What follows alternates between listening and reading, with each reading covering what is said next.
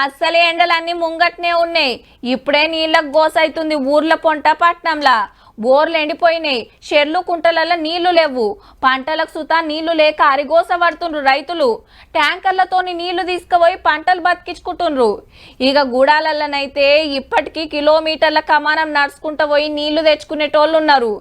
నీళ్ళకు అంతటా గింత తిప్పలుంటే ఈడ గిట్లయింది. ప్రాజెక్ట్ గేట్లు ఎత్తినట్టే ఉన్నది పోన్రి.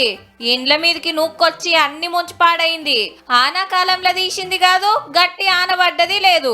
నిజామాబాద్ జిల్లా ఆర్మూర్ల నిజాం సాగర్ కాల్వా కట్టకు ఎగిలివారంగా పొక్కబడి నీళ్లన్నీ పక్కకే ఉండే జర్నలిస్ట్ కాలనీలకు వచ్చినాయి. అగో ఇండ్లకు రాకుండా నీళ్లు మలుపుతానికి ఇల్లు తిప్పలు పడుతుంటే ఇల్లు బుంగ గుడుపుదామని తనలాడుతుండ్రు.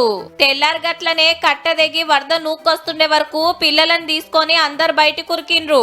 ఇల్లు ఇంత గోస పడుతుంటే నిమ్మలంగా వచ్చిరట ఆఫీసర్లు జేసీబీ తీసుకొని. ఉదయము 5 గంటలకు ఇంటిమేషన్ పోయినా గానీ వాళ్ళకు ఇప్పటిదాకా సుమారు 9 అవుతున్నది. ఇప్పటిదాకా చర్యలు లేవు, ఏం లేవు. ఇంట్లో వస్తువులన్నీ అక్కడ రాకుండా అయినాయి అని చెప్పుకుంటా ఒకేడుపు కాదు గీ అమ్మది.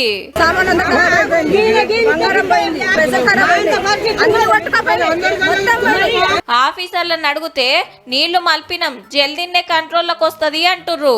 మరి ఉన్నట్టుండి ఎందుకు తగినట్టు సార్ అంటే కట్ట మీద పేదలు ఇండ్లు కట్టుకుర్రు. వాళ్ళు చెత్తేసుట్లా పూడిక తీయక గింత పనైందనుకొస్తున్నారు. అసలే బొట్టు బొట్టు బంగారం అవుతున్నాయి. వాళ్ళ గిన్నిగానం నీళ్లు ఉత్తగా ఓనిస్తారు కదా సార్లు. నీళ్ళు ఇడ్చే ముంగట ఓ పారి కట్ట మొత్తం చెకింగ్ చేస్తే ఏమాయనో.